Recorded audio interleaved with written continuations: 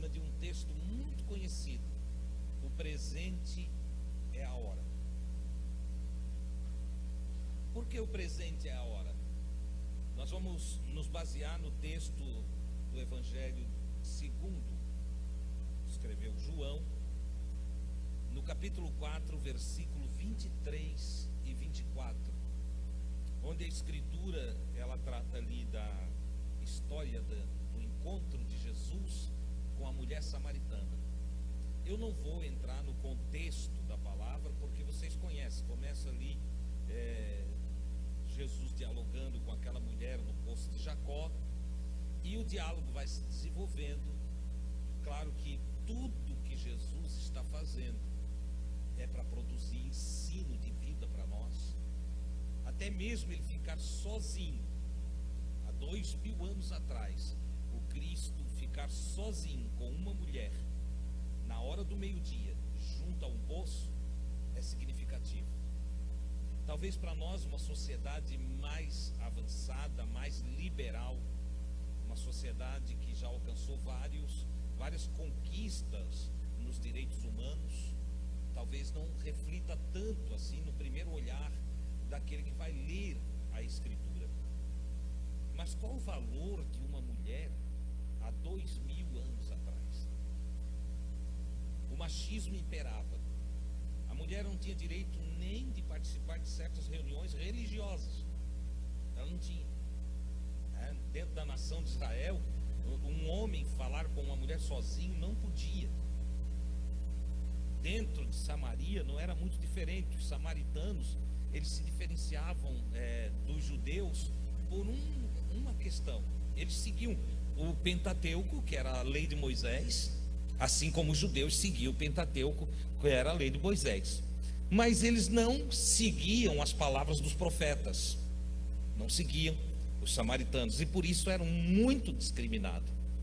E Jesus, um revolucionário para a sua época, ousa ficar sozinho em um lugar que ele sabia que uma mulher viria tirar água. Ele se assenta ali junto àquele poço, e a mulher se aproxima. Jesus conversa com a mulher ela se espanta. Disse: como, sendo tu um judeu, falas comigo?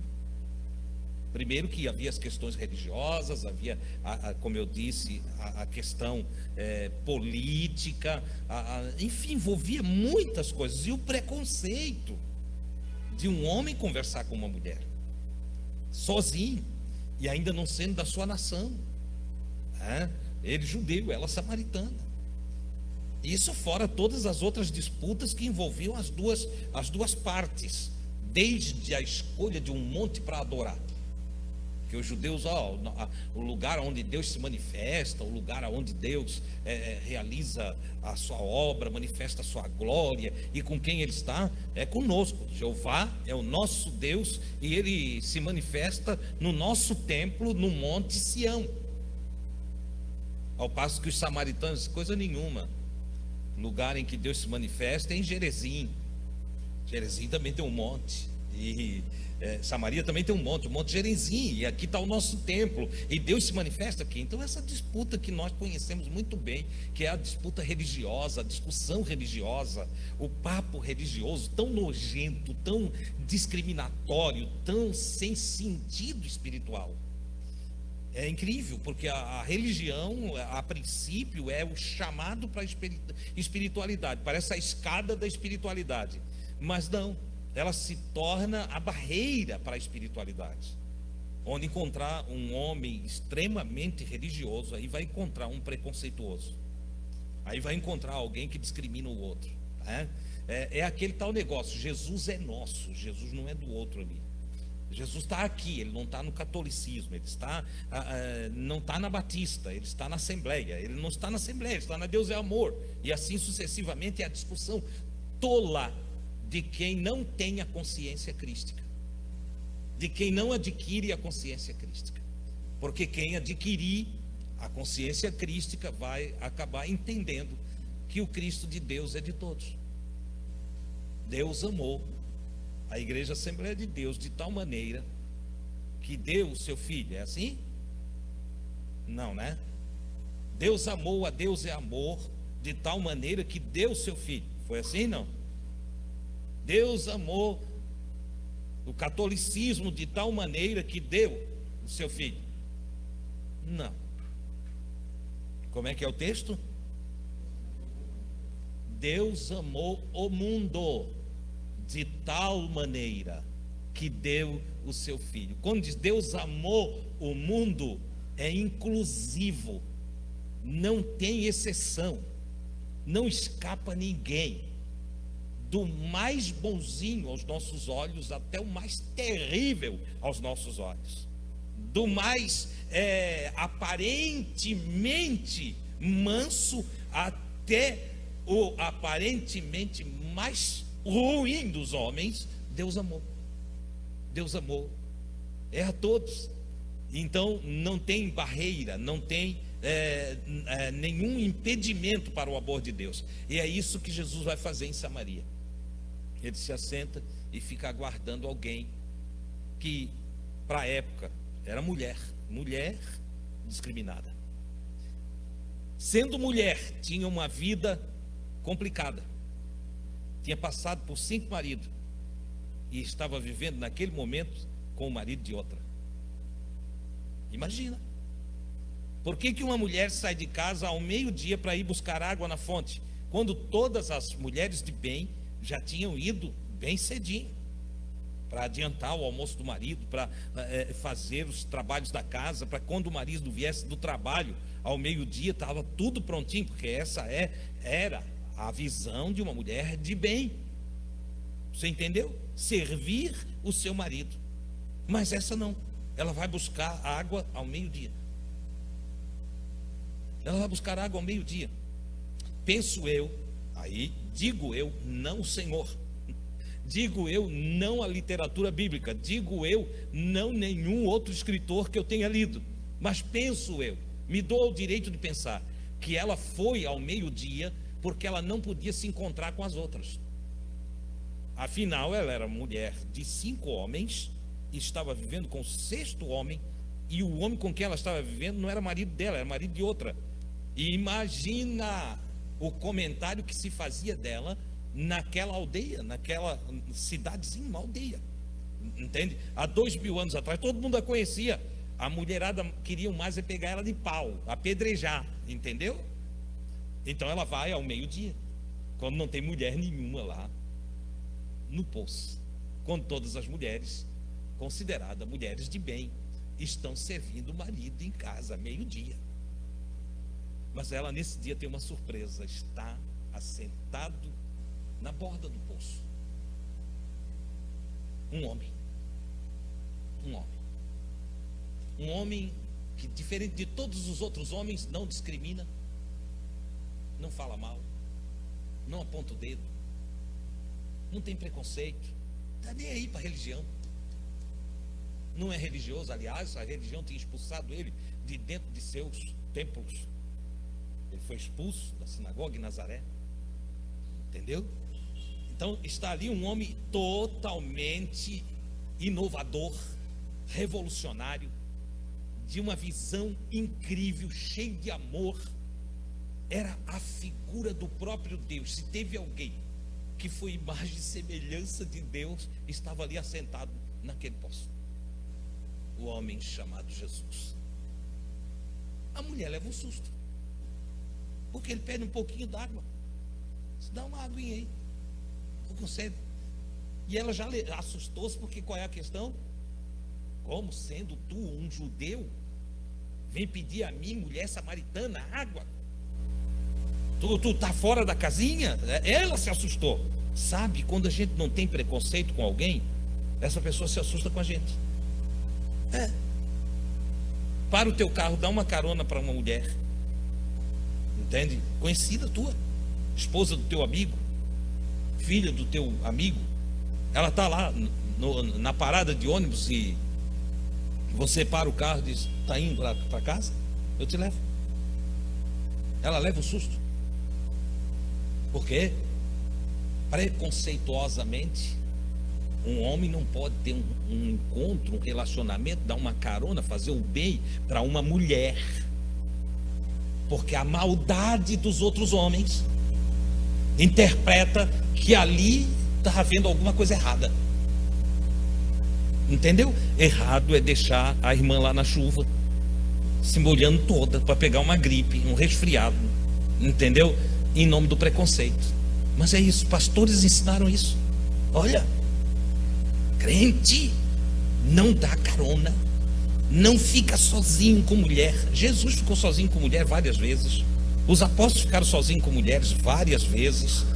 E nenhum deles tropeçou na justiça do trato com a irmã. Ora, o mal está no coração daquele que é maldoso. Todo o mal se instala na mente, no coração daquele cuja consciência não está cristificada, daquele que é religioso, mas não é crístico, que é ritualista da religião, mas não é evoluído na cristificação da consciência. Porque quem anda na consciência crística anda para o bem, anda para o que é bom, anda para a justiça, anda para a santificação, anda para louvor e glória daquele que o criou, anda para a projeção da vida daquele que o salvou. Essa é a grande verdade.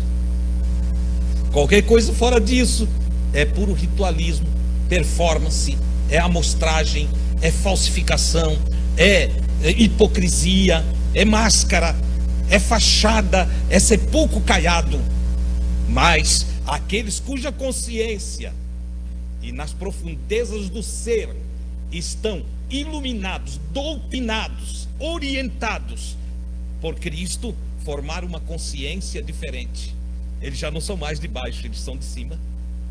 E todo bem que se propõe fazer, faz o bem pelo bem, porque são tanto bem que não consegue mais fazer o mal.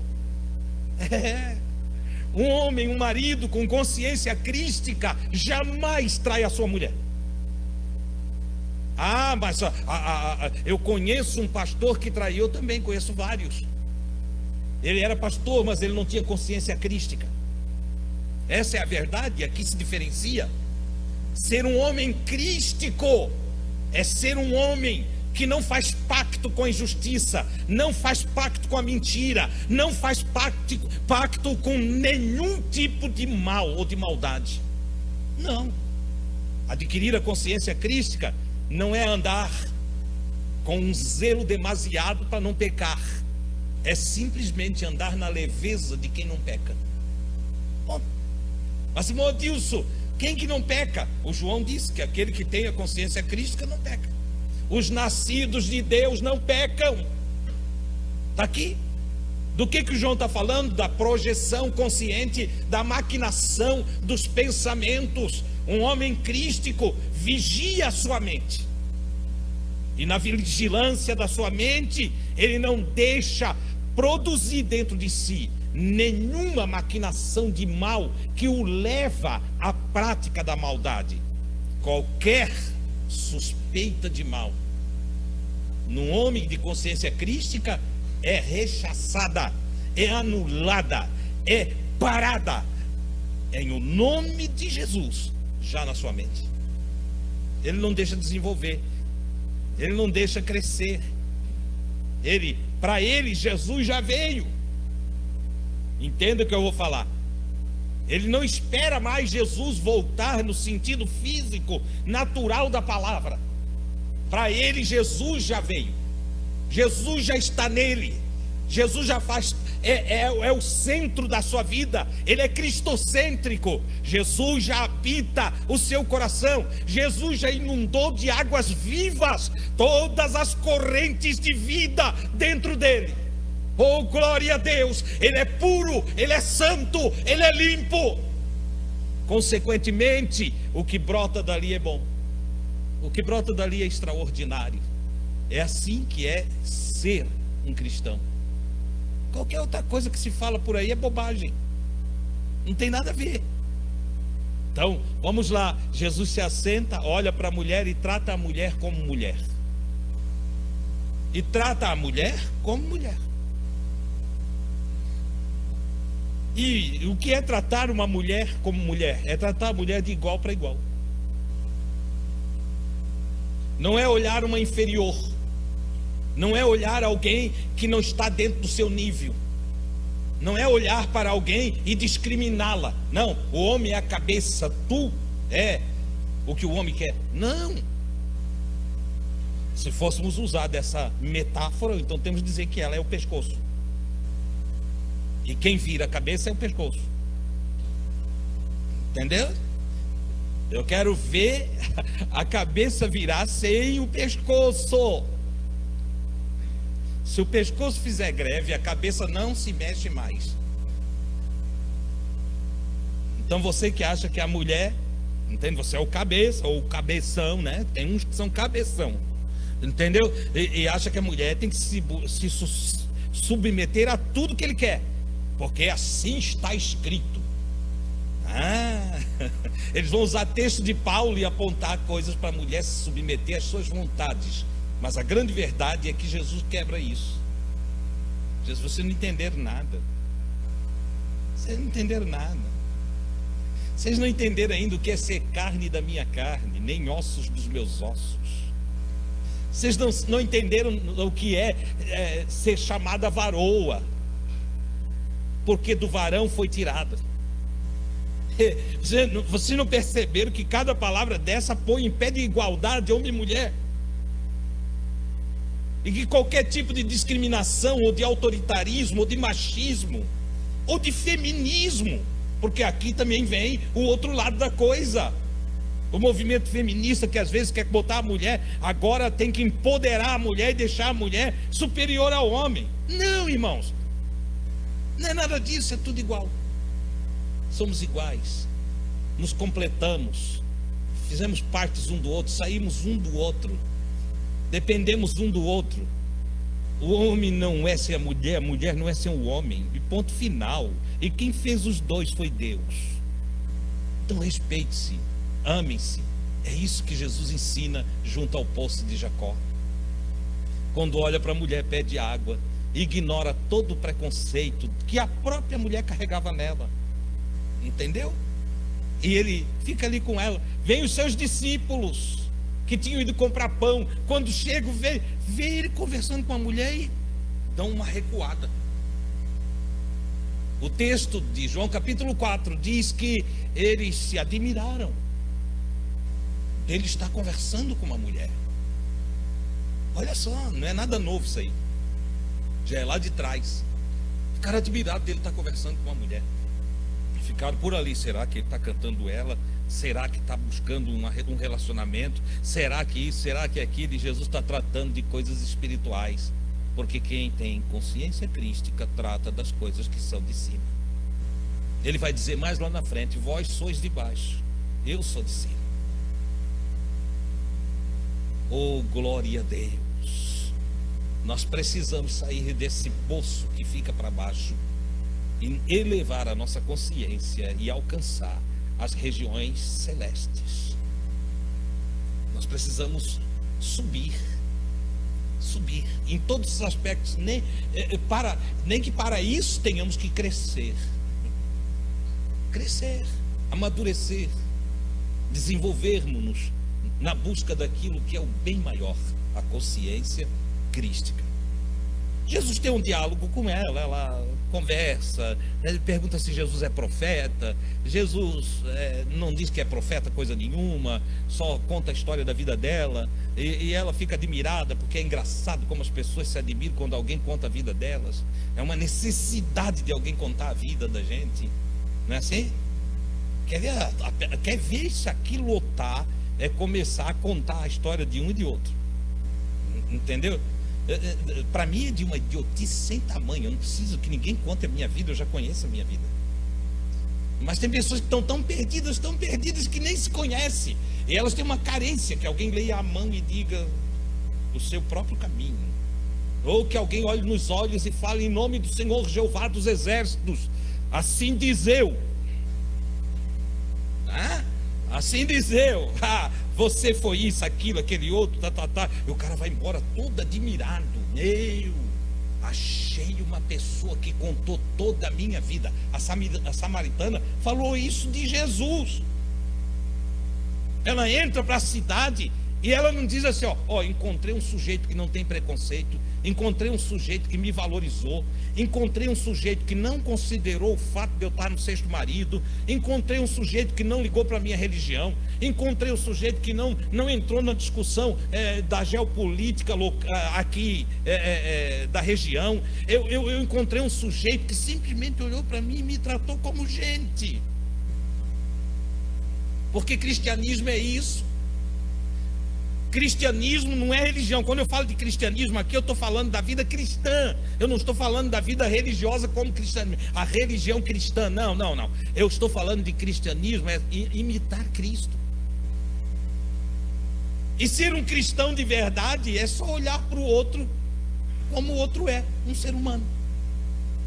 O grande ensino de Jesus é despertar a nossa humanidade. Porque a maioria de nós vive como bicho. Ou viveu como bicho, nos seus instintos, nos seus impulsos, entende? Avança, briga, morde, quebra, amassa, destrói. Foi assim que a maioria de nós viveu a vida toda, entendeu? E eu já falei aqui que o mais bonzinho ainda fez coisa que não devia ter feito.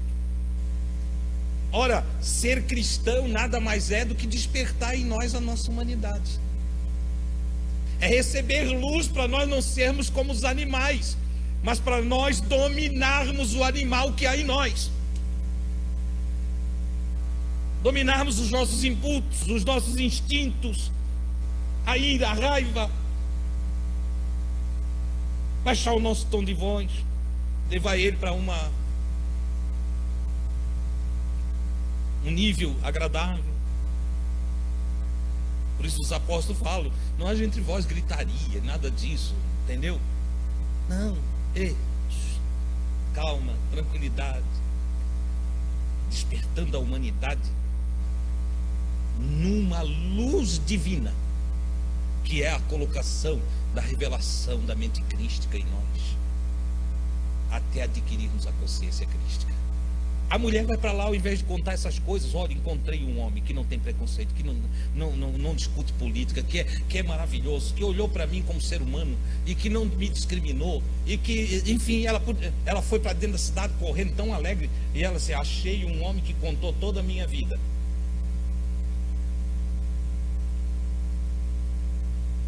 Achei um homem.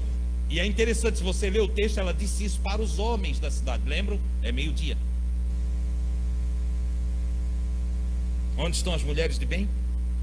Em casa, preparando tudo para o marido. 2000 anos atrás. Atualmente tem que viajar no tempo, não é como hoje. Mulher não trabalhava fora, cuidava de filho da casa. Você entendeu? Ela encontra então pela rua só homem, e ela vai falando para os homens, olha, encontrei um outro homem. Penso que aqueles que conheciam tudo ali, a turma conhecia ela. Já olharam assim, mais um. Vai para o sétimo. Vai para o sétimo. Ele contou toda a minha vida. Porventura não é um profeta? Não seria ele o Cristo? Isso despertou os homens. Não seria ele o Cristo? Isso despertou os homens. E eles foram lá ver esse homem. Quando chegaram lá, começaram a escutar Jesus. E no encontro com Jesus, eles simplesmente olham para a mulher e dizem, nós agora cremos. E não é por causa da tua palavra, não. Não é porque tu disseste que ele contou a tua vida, não.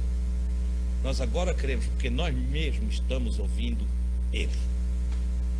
É nesse contexto, é no meio dessa história, que nós vamos aprender uma das maiores lições da adoração a Deus. É no meio desse contexto, do capítulo 4, versículo 23, versículo 24, que Jesus diz, olha...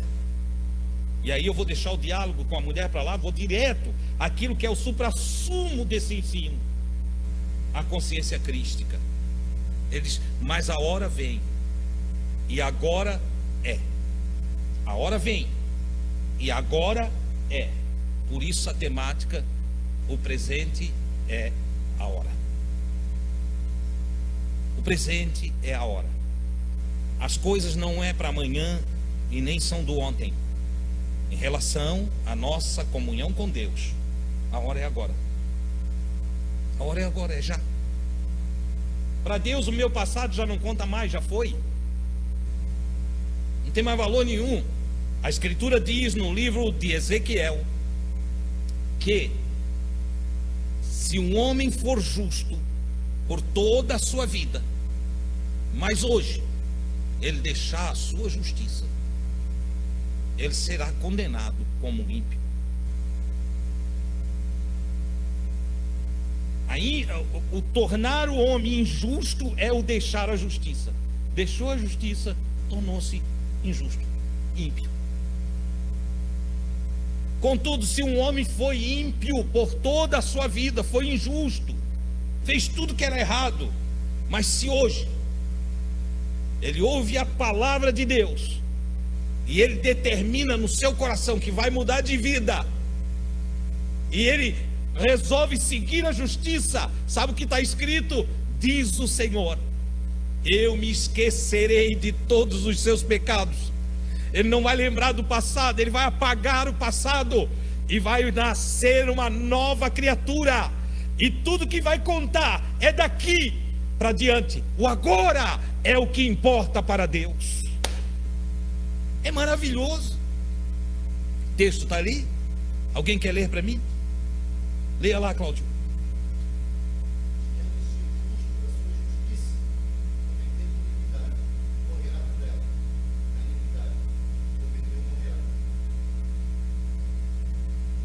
Continua lá de segundo versículo.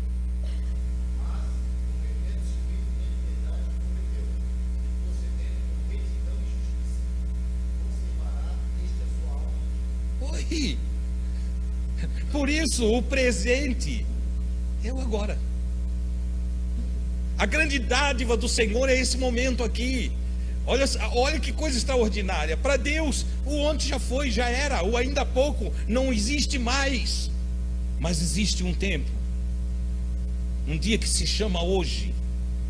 E um dia que se chama hoje é o presente de Deus, é o agora. Essa é a hora dos verdadeiros adoradores. Então ele diz: a hora vem e agora é. Por que agora é? Porque, mulher samaritana, tu tem condição de mudar de vida agora. Homem samaritano, tu tens condição de mudar de vida agora. Ímpio, tu pode deixar a tua impiedade agora. Injusto, tu pode deixar a tua injustiça agora. Justo, faça justiça agora. Santo, santifique-se agora. Oh, glória a Deus. Misericordioso, seja misericordioso agora. E assim sucessivamente. Que o justo não deixe a sua justiça e que o injusto venha para a justiça, é o grande convite de Deus desde o livro dos profetas. Olha que coisa extraordinária.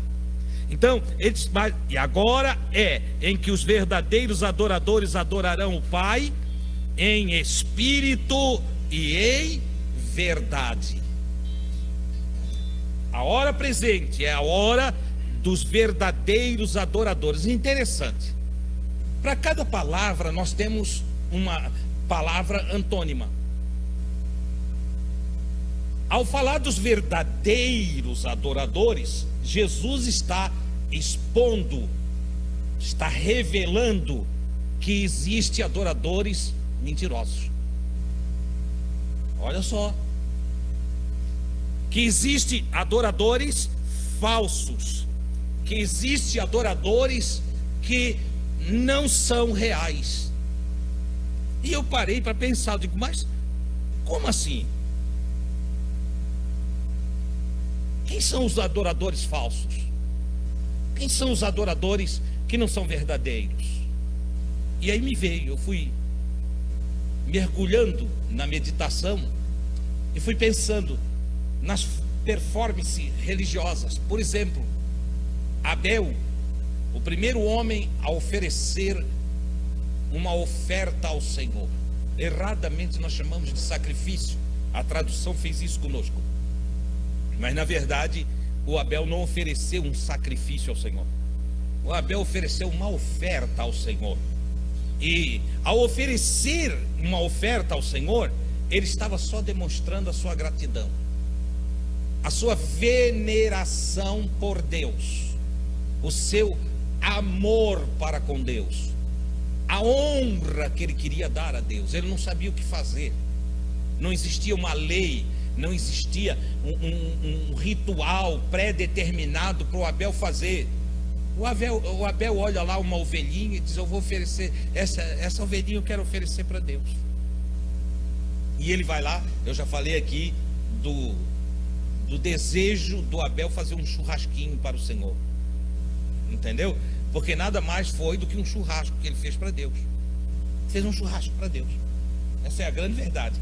Pegou a ovelhinha, imolou, né? Limpou, tirou o couro, lavou, preparou uma churrasqueira de pedra, botou lenha, ateou fogo e depois colocou sobre as brasas, não sei se em espeto de pau, né? Ele botou lá a carne para assar. Botou a carne para assar. Quem passava e olhava Abel disse: Abel, o que estás fazendo? Eu estou fazendo um churrasquinho para o meu Deus. Um churrasco para Deus, Ele é tão bom para mim. Estão vendo os meus rebanhos ali? Deus me deu. E agora eu não sabia o que oferecer para Ele. Eu queria dar uma coisa para Ele. Nasceu de dentro. Você entende o que é um culto de verdade? É um culto que nasce dentro. Ele não é o toque de um ritual. Ele não é um vício. Não é uma performance. Não. Ele não é a rotina religiosa. Não. É algo que nasceu dentro. Eu quero oferecer para Deus um churrasquinho. E ele ofereceu. Lamentavelmente é raro quem olha lá no Gênesis e lê essa oferta de Abel dessa maneira. Mas é o que o Abel está fazendo. Não tem nada mais além disso. Não tem cruz, não tem templo, não tem uma imagem, não tem nada. Tem um campo aberto, uma churrasqueira feita de pedra, lenha e um cordeiro em cima da lenha, entendeu? E um homem olhando o cordeiro queimar e ele não come do cordeiro. E por que não come? Quem estava de longe olhando só acha que ele ficou doido, ou acha que ele está maluco. Mas não era. É que ele queria oferecer toda a carne do cordeiro para Deus. É um negócio dele.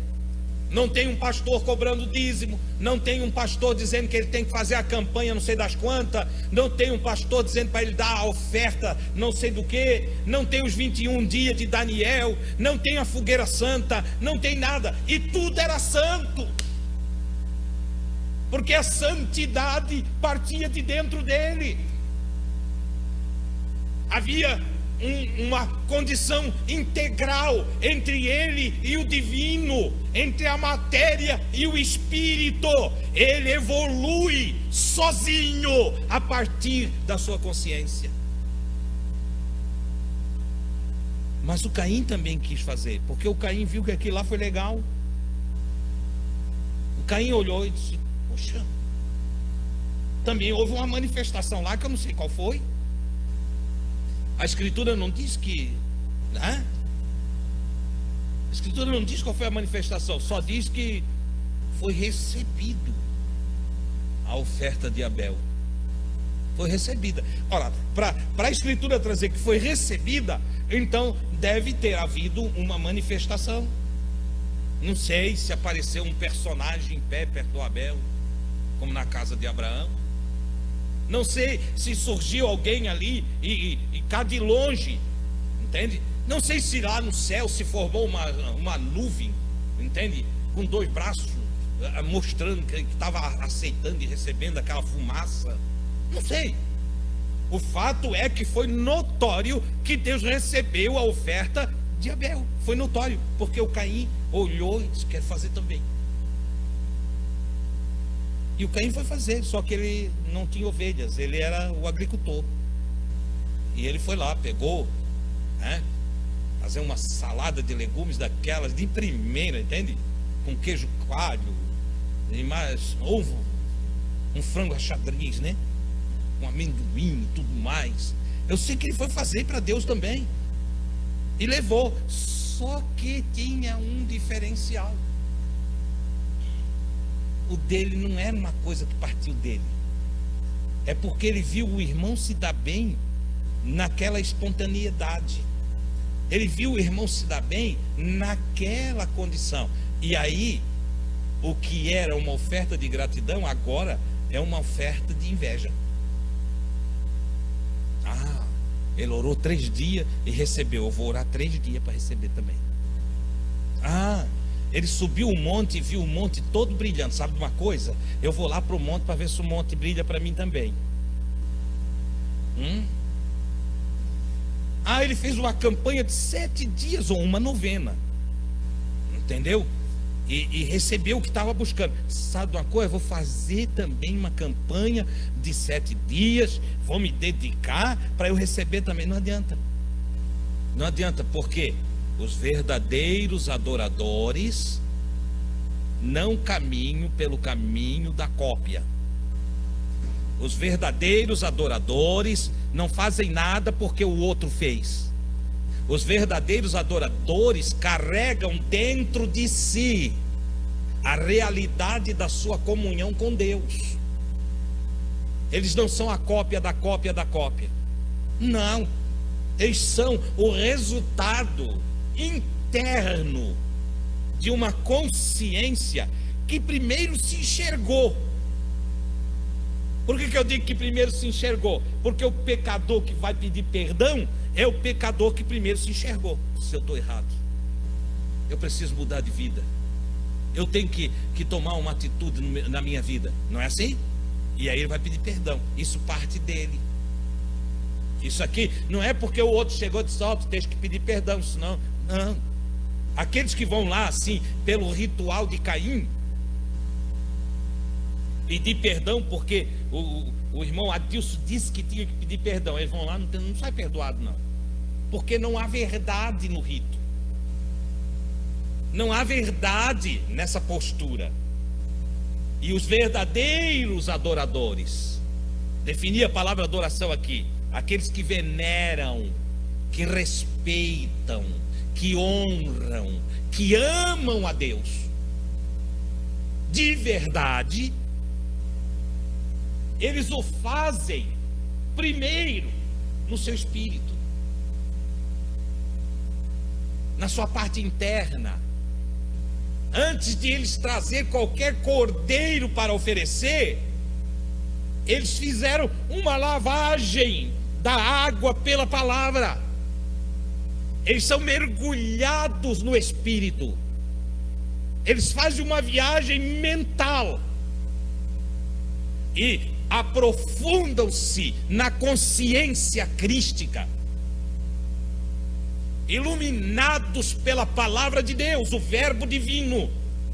Eles se descobrem, e ao se enxergarem, eles trazem a verdade do seu ser para conversar com Deus. E ao conversar com Deus, eles dizem: Senhor, sou eu.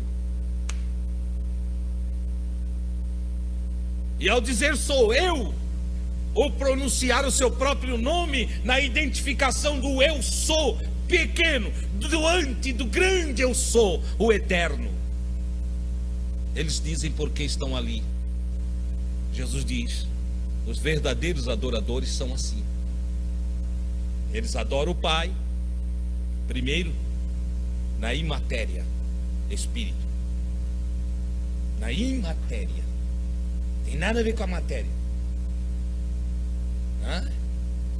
E depois, em verdade, em realidade, nada formal, nada copiado, nada fingido, nada forçado. Não tem aquelas vezes que você foi na vigília, não sei se você já foi, e você está lá orando para a vigília acabar? Você já fez isso, né? Você está lá na vigília, todo mundo na vigília, também vou no embalo. Chega lá, o irmão mergulha no Espírito e vai viajando em orações profundas, em intimidade com Deus, vai fazendo uma viagem espiritual extraordinária, né? Ele deixa o corpo e viaja no Espírito para tudo quanto é lado. E você está ali na carne, grudado em você mesmo, entende?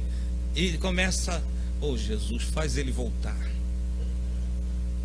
Tira ele desse arrebatamento espiritual. Senhor, faz essa vigília acabar, Senhor. Meu Deus, eu não aguento mais, é dor na coluna, é dor no joelho, entende? Faz acabar a vigília. Você já passou por isso?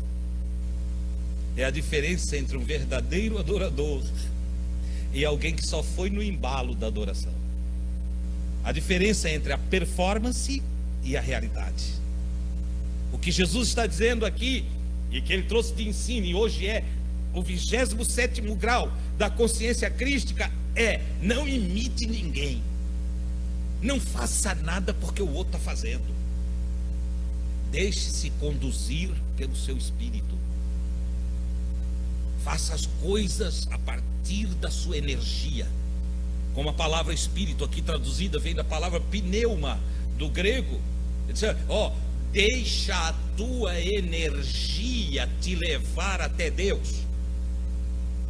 E o que não for da tua força, da tua energia, do impulso do sopro divino em ti mesmo, porque a tua respiração aí é sopro divino, entendeu? E a energia que te move é a energia divina.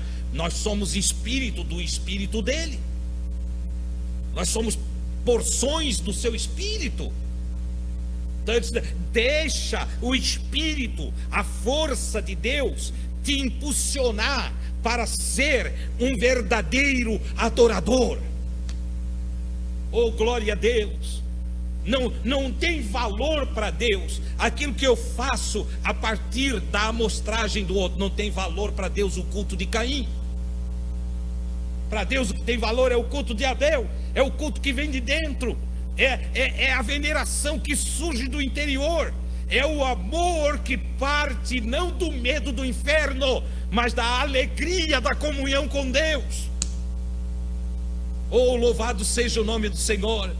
É isso que vale para Deus, aquilo que eu faço em espírito, energizado pelo divino e em verdade, onde não há nenhuma falsificação, onde não há nada de cópia. É onde eu dou para Deus o que eu gosto de dar. Tem aquela pessoa que vai, ei Deus, olha, eu estou aqui diante de ti de novo, estou precisando disso. Quem escuta a oração desse, meu Deus, cadê a reverência? Não tem altíssimo e soberano Deus? Não tem, ó excelentíssimo Pai eterno? Não tem. Ei Deus, sou eu, ó, estou precisando de ajuda, socorre aí. Aí o outro que olha parece que tem ali um ato, né, de desrespeito. E Deus olha e diz, é assim que eu gosto. Ele está sendo ele mesmo. Ele está falando do jeitinho que ele sabe falar. Ele está se aproximando com inteira confiança daquilo que ele sabe fazer mesmo. Esse é autêntico, ele é verdadeiro. Não tem cópia, ele é verdadeiro. Esse é o verdadeiro adorador. E aí Jesus diz que o Pai, olha aqui, no meio de multidões de adoradores, no meio de múltiplos templos, no meio de todas as milhares de religiões do mundo, olha o que Jesus diz: e o Pai procura. Peraí. O onisciente procura. Alguém poderia dizer, é uma tradução errada, irmão Deus, tem algo errado. Não, é que Jesus está colocando a coisa em confronto. No meio dos milhares que se dizem cristãos, para esse Jesus diz, o Pai procura a tais que assim o adorem. Que assim como, com o espírito, com a energia sua, que usa das suas forças, e seja verdadeiro. São poucos, tão poucos, que o onisciente procura. A procura do onisciente, porque na lógica óbvia da etimologia da palavra, se é onisciente, não tem o que procurar, já sabe simplesmente. Mas Jesus pega e tira o onisciente para uma dificuldade. Isso aqui chama-se uma hipérbole. Ele pega a palavra onisciente dentro do texto, sem falar de onisciência. Ele diz o Pai, e aí nós vamos pegar os atributos do Pai. Um dos atributos do Pai é a onisciência. Então eu posso dizer o onisciente no lugar de o Pai. Não posso? O onisciente procura. Parece contraditório, mas Jesus só está mostrando como é difícil de encontrar um verdadeiro adorador. Como é raro um verdadeiro adorador. Como é difícil de achar alguém que faz as coisas pelo impulso seu, natural, próprio. Como é raro alguém que se aproxima de Deus porque ama a Deus, porque quer Deus e nada mais. Como é raro encontrar essa pessoa. Deus procura pessoas assim. Isso é uma raridade, porque para Deus procurar é raríssimo. Versículo 24. Deus é espírito. Deus não é matéria. Deus não é homem. Deus não é homem. Deus é espírito. E importa, é importante saber, é necessário que se saiba que os que o adoram só pode fazê-lo em espírito e em verdade. Ou seja, não dá para adorar a Deus com o meu dinheiro. Você já ouviu isso, né? Agora nós vamos adorar a Deus com as nossas ofertas. Não é assim? Não dá. Não dá. Só se adora a Deus com as intenções. Só se adora a Deus com os desejos. Só se adora a Deus com a vontade. Só se adora a Deus com a parte imaterial do nosso ser. Não dá para adorar a Deus com matéria, porque Deus não é matéria. Mas ele recebeu a oferta de Abel. Ele recebeu, sim. Mas você já leu o texto? Atentou, olhou, prestou atenção. Atentar é nesse sentido. Atentou o Senhor, olhou, prestou atenção o Senhor para Abel. Para Abel e para a sua oferta.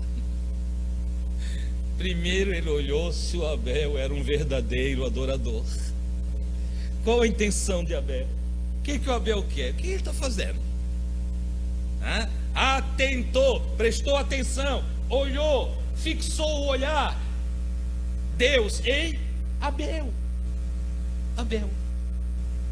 E ele sonda o coração e os rins de Abel. Você sabe interpretar isso? Ele sondou o coração e esquadrinhou os rins. É isso que a Escritura diz? Ou vice-versa. Mas aí vamos lá. O que é coração e o que é rim nessa palavra? Coração é a mente. A mente, tá? E o rim é a consciência. O rim vai fazer a filtragem. É o que a consciência faz com os nossos pensamentos, com os nossos projetos e planos, com as nossas intenções, com as nossas vontades. A consciência não filtra. o que vai pulsar em vida prática para nós. O rio não faz o filtro para o sangue chegar purinho lá no coração. O Senhor sonda a nossa mente e a nossa consciência. Ele vai lá dentro, olha tudo. Aqui tem um verdadeiro adorador. Aqui tem alguém que me ama.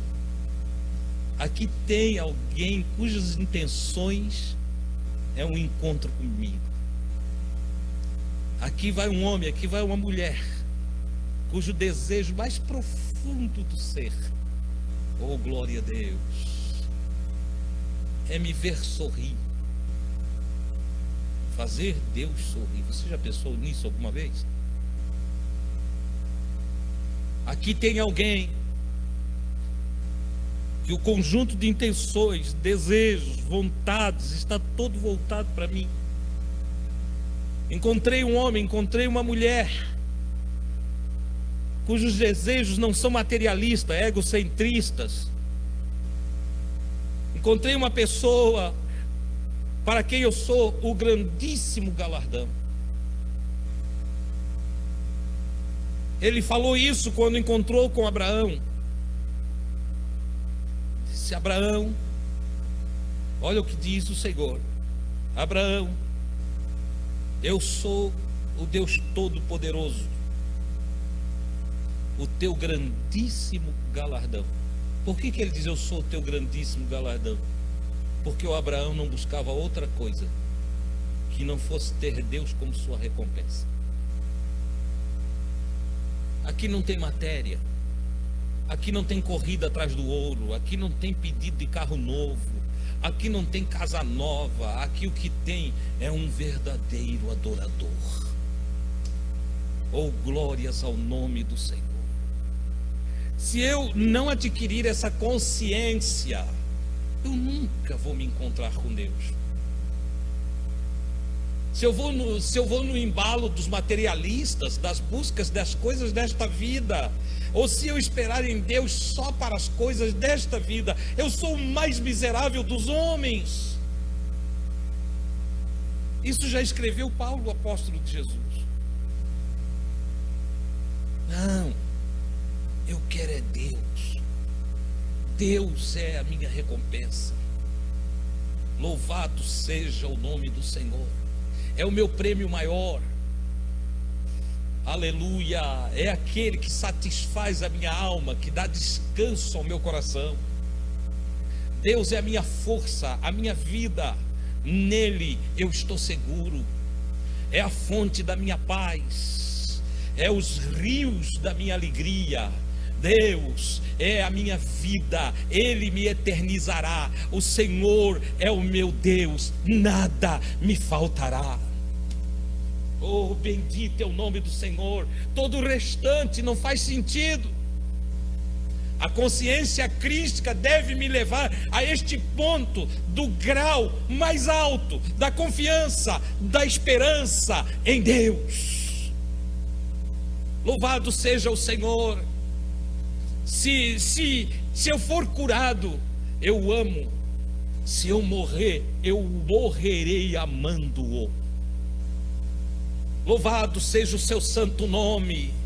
Se viver mais 10 anos, viverei para Ele. Mas se interromper a minha vida hoje, com Ele eu irei morar. Ele é a minha vida. Louvado seja o nome do Senhor. É disto que Jesus está falando à mulher samaritana. E é este grau de consciência crística que nós devemos alcançar. Os verdadeiros adoradores não se alimentam de matéria. Quero concluir nessa noite invocando a maldição expressa no Gênesis para a serpente, figura da imaginação humana. A serpente no Gênesis é a figura da imaginação humana. O grande diabo que se revolta contra Deus é o homem. O Satã, opositor da vontade do Senhor, é o homem. Nenhuma outra criatura na terra nem nos céus, nem em outros mundos. Oh, irmão Deus, agora tu crê em outros mundos? Está escrito em Hebreus. Tem muitos outros mundos que nós não conhecemos, mas nenhuma outra criatura no universo da criação divina é capaz de se colocar contra Deus. Só o homem. Então, quando você ouve falar de Satã, você está falando de um homem que contraria a vontade de Deus. Quando você ouve falar de um adversário qualquer, você está ouvindo falar de um homem que está contra todo o desígnio do divino. Entendeu? E a serpente é a figura da imaginação humana. E sabe qual foi a maldição para a imaginação humana? Claro que quando eu trato da imaginação humana, ela é praticada para o egoísmo, para o si mesmo. Por isso o ministério de Jesus entra, ele inicia-se com a propagação do evangelho, dizendo: aquele que não negar a si mesmo não pode ser meu discípulo. Veja que a iniciação da vida de fé começa com a negação do si mesmo. Começa com o arrependimento do homem que, enxergando-se, disse: eu não quero ser isso. É o inverso do processo do Éden. Que no processo do Éden, o homem quer ser o que ele quer ser. E é aí que ele encontra o grande erro da sua vida: não seguir a orientação do Criador, querer ser independente. Na verdade, numa prática semelhante à do Caim, o homem quer ser como Deus. Ele quer ser um Deus. Entendeu? Por isso, Eva se alimenta do fruto proibido na analogia do Gênesis. Mas o que faz ela comer aquele fruto proibido? Metafórico, é uma metáfora lá. Não tome aquilo como uma realidade. Entende? Aquele fruto metafórico, o que leva a Eva a comer? A sua imaginação.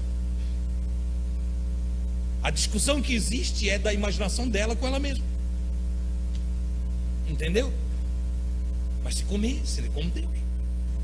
Foi assim que Deus disse. Isso tudo está dentro da cabeça dela. Entende? E a maldição para a imaginação fora da vontade de Deus é alimentar-se de pó. Você sabe do que se alimenta uma serpente? Sim ou não? Uma serpente come o quê? Ratinho, né? Outros animais pequenos. Só se for uma jiboia, daí vai alimentar-se de um animal mais de presas mais maiores, né? A verdade é que ela não se alimenta de pó. Se alimenta? Sim ou não? Então a Bíblia está errada, porque pó será a comida da serpente. Agora você vai entender a metáfora. Quando você entende que a serpente ali é a sua imaginação, pó será a comida da imaginação humana. Pelo que o homem mais trabalha? Pela matéria. Pela matéria. Pelo pó. O pó do mundo. O pó do mundo. Entendeu? O que a imaginação do homem não faz, ou tem dificuldade de fazer, ou que para fazer precisa adquirir a consciência crística: alimentar-se do Espírito. Do Espírito. A coisa é toda voltada para baixo. É a casa, é o carro, é a roupa, é o calçado, é a bolsa. E você já entendeu que isso tudo é pó? Você já parou para pensar que você poderia trabalhar menos se você não andasse em busca de pó?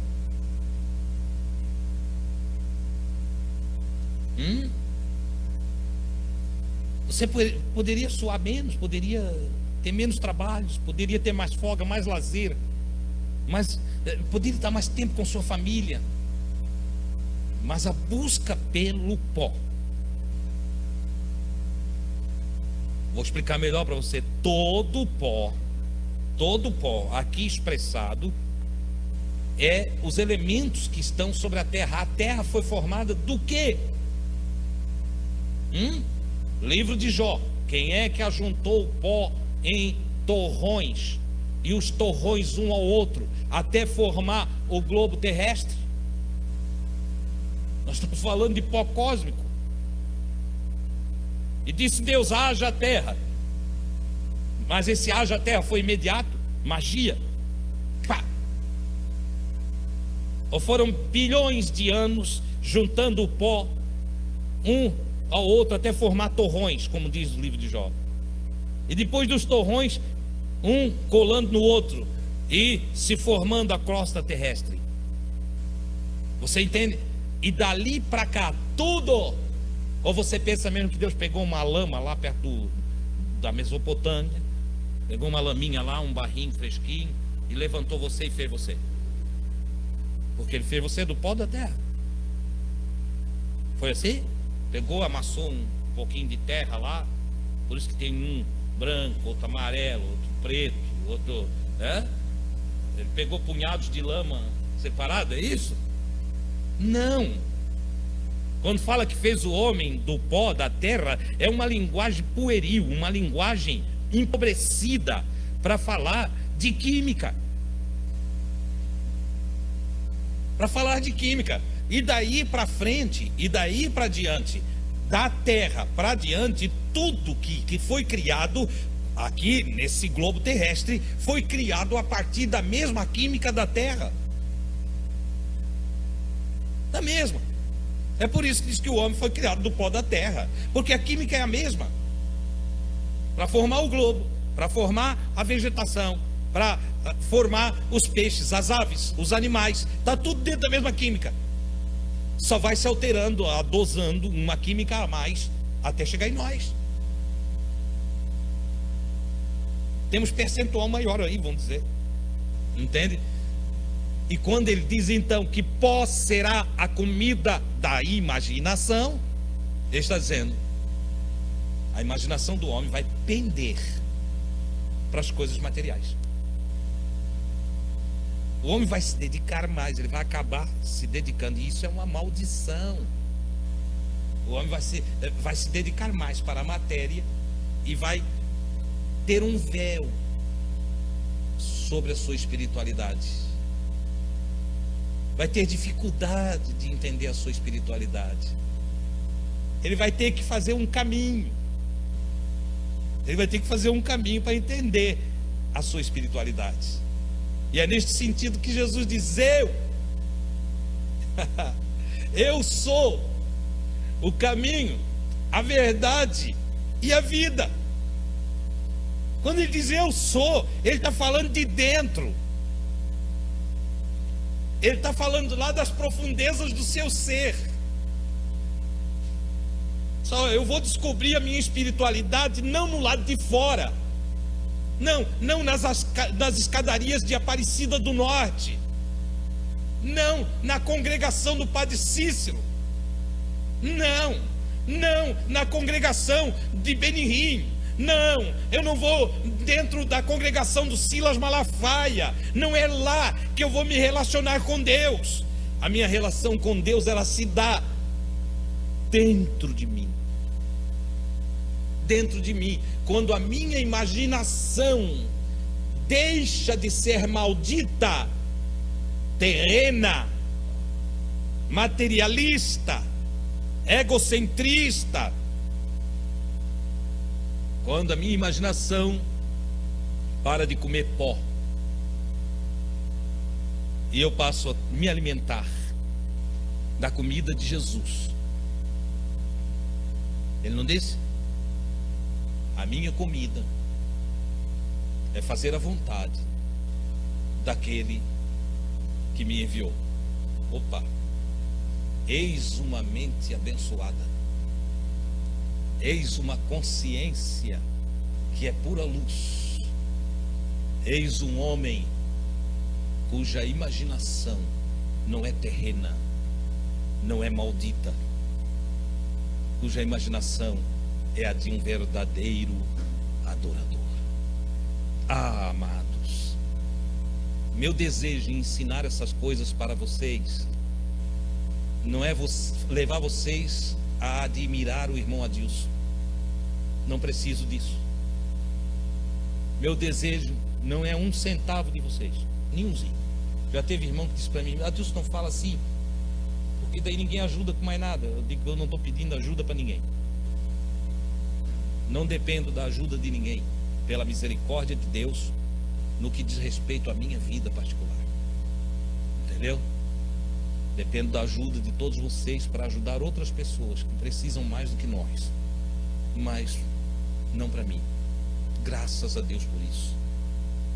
Foi o meu desejo cumprir o meu ministério sem ganhar nada de igreja nenhuma. Briguei por isso, lutei por isso, fui expulso de igreja por não querer ganhar salário. Então não é o meu objetivo ter nada que é seu, mas me alegra muito, me deixa satisfeito, me enche de gozo no espírito ver você entender essas coisas. E sabe por que eu me alegro? Porque então eu sei que você estará bem. Então eu sei que você será feliz. Se você guardar essas coisas que eu tenho te passado, você vai ser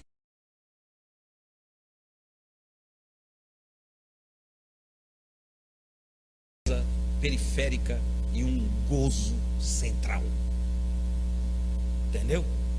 Na periferia de sua alma, você vai se entristecer com uma coisa aqui, outra ali, mas no centro da sua vida, você vai ter gozo espiritual. A alegria de Deus estará dentro do seu coração, se você for um verdadeiro adorador, encontrado pelo Senhor. Oh, maravilha! Louvado seja o nome do Senhor. Guarde isso com você. Nossa busca é adquirir consciência mais elevada.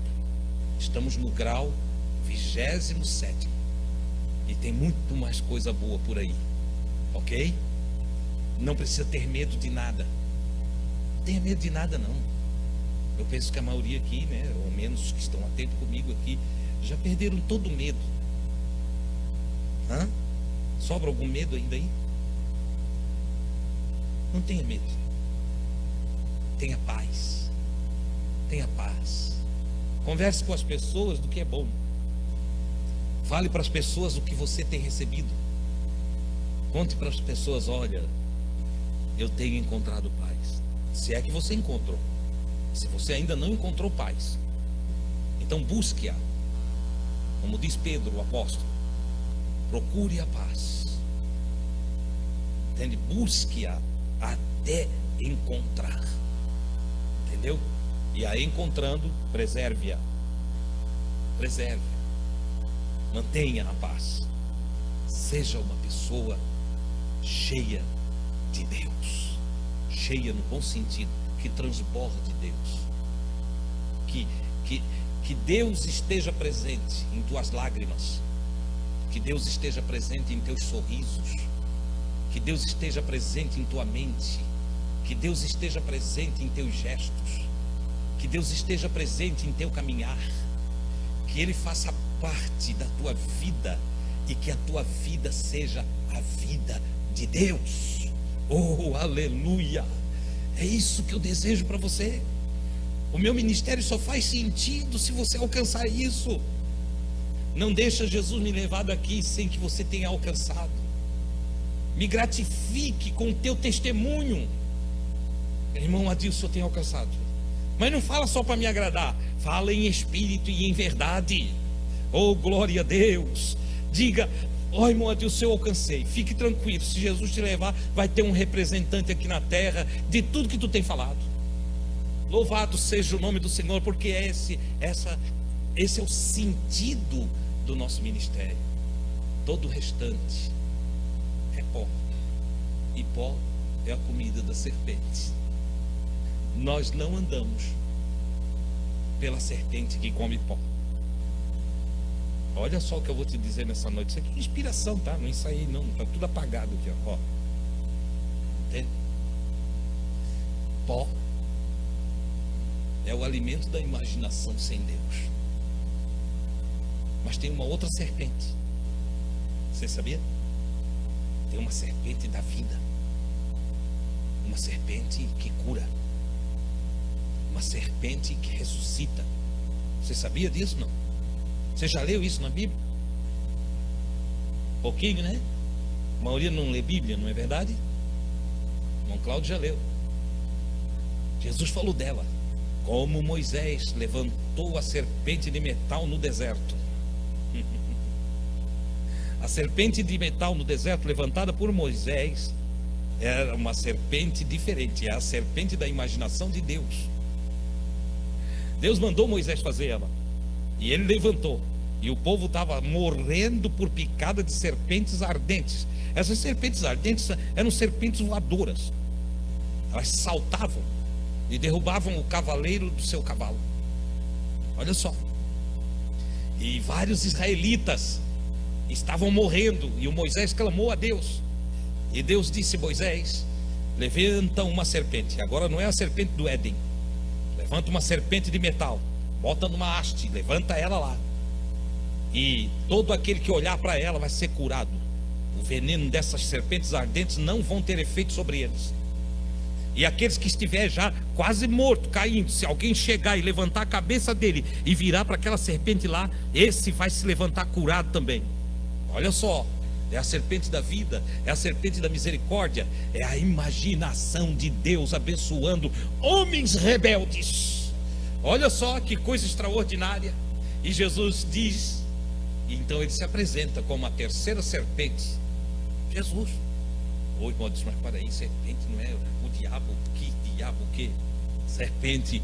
Jesus disse: como Moisés levantou a serpente de metal no deserto, também importa que o Filho do Homem seja levantado entre o céu e a terra. Ele falou isso antes da sua crucificação, para que todo aquele que nele crê não morra, não pereça, não seja destruído, mas tenha vida eterna. Olha só a imaginação de Deus, a imaginação de Jesus é salvar nós todos. E Ele não se alimenta de pó. Deus não quer o teu dinheiro, Deus não quer o teu carro, Deus não quer a tua casa, Deus não quer nada que tu tem. Pelo contrário, Deus quer que tu tenha coisas boas para ti. Sabia disso? Deus quer que tu seja feliz com o que tu tem. Primeiro, ser feliz com o que tu tem. Porque tem gente que também não sai do lugar porque olha para o que tem e fica xingando o que tem, né? Cadeira dos infernos. Aí depois ele se assenta naquela cadeira, fica infernizado. Entendeu? Ô mesa desgraçada. Ele fala assim, né? Mesa desgraçada. Depois vai comer lá naquela mesa. Tá tudo desgraçado na vida dele. Entendeu? Começa a olhar para o que tu tens. Graças a Deus. Graças a Deus por esse carrinho velho. Graças a Deus por essa bicicletinha. Graças a Deus por essa cadeirinha furada aqui. Entendeu? Graças a Deus. Oh Senhor, obrigado. O que vale mesmo para mim aqui é tu. Tua presença é minha alegria. Tua vida é minha vida. Oh meu Senhor, obrigado por tudo. Aí vai lá naquela cama. Eu dormi muito tempo em cama, que o colchão já tinha usado por uns 10. Foi. É. Entende? O pai comprou, deu para a filha. A filha deu para outra filha. A tataraneta usou. E quando não tinha mais ninguém que queria, disse: irmão, Deus quer esse colchão para ti? Quer esse colchão para ti? Eu quero, o meu está tão ruim. Eu levava aquele. Aquele era melhor do que o meu. Você entendeu? E eu deitava. Quantas vezes eu ajoelhei com os 2 cotovelos em cima daquele colchão velho. Disse: obrigado, Senhor, abençoa o irmão fulano de tal, ou a irmã fulana de tal que me deu esse colchão. Passei mais de 10 anos na obra usando só calçado usado. Nunca pude comprar um calçado novo. Nunca pude. Na obra, na missão. Entende? Mas vinha um irmão. Não, Adilson, não, eu comprei um sapato novo. Quer esse para ti? Eu disse, eu quero. Quero. Entende? Calçava aqueles sapatos e ia falar de Jesus, agradecendo pelo caminho por aquele calçado usado. Tem gente que amaldiçoa. Me deu um sapato usado, tanta coisa para me dar. Esse rico miserável, tem gente que fala assim, esse rico miserável, porque quem dava calçado usado para mim era os mais ricos. Você sabia?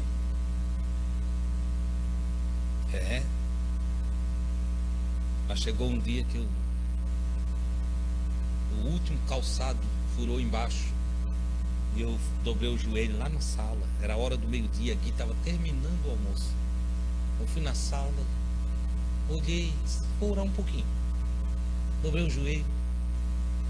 Eu disse, Jesus, hoje quando eu vim da visita da casa do irmão fulano, o meu pé espetou embaixo. Senhor, o meu sapato furou. Quando eu for domingo na reunião, lá os púlpitos eram colocados no estrado e a gente se ajoelhava de costas para o povo, né? Uma coisa errada, né? Mas era assim, a gente se ajoelhava de costas para o povo. Eu disse assim, Senhor, eles vão ver o meu sapato furado.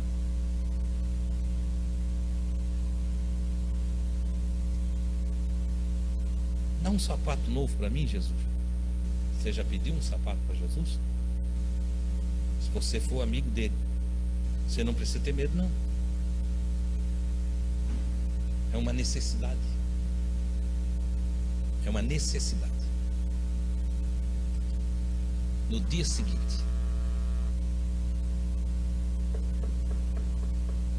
Deus está em casa? Tá. Deus, fui comprar um par de sapato para mim e lembrei de ti. Por que a gente não deve murmurar, hein? Escuta isso aqui. Por que não deve murmurar? É aquele mesmo que me deu o sapato velho. Não esse último, mas já tinha me dado vários sapatos velhos. Ele disse, eu lembrei. Lembrei que eu nunca te dei um par de sapato novo. Será quem é que fez ele esquecer, hein? Quem é que queria me fazer evoluir? E quem é que fez ele lembrar agora? Vocês já leram o livro de Jó todinho? Todinho, do começo ao fim? Lá no finzinho, quando Deus vai mudar o cativeiro de Jó, a primeira coisa que acontece, vocês já lembram o que é que acontece? Qual é a primeira coisa que acontece? E mudou Deus o cativeiro de Jó, está escrito. E lembraram-se dele todos os seus amigos e seus irmãos e todos que dantes o conheciam. Quem é que tinha feito eles esquecer? Quando Deus muda o cativeiro, as pessoas lembram da gente. Então não murmure dos que não estão te procurando. Não murmure daqueles que te esqueceram. Tem um plano aí, tem um propósito aí. Lembrou-se aquele irmão de mim e foi lá. E está aqui, na caixa. Foi o meu primeiro sapato novo, depois de 10 anos de ministério. Meu primeiro sapato novinho. Vai dizer para mim que não foi Jesus. Vai dizer, me convence que Deus não tem nada com isso.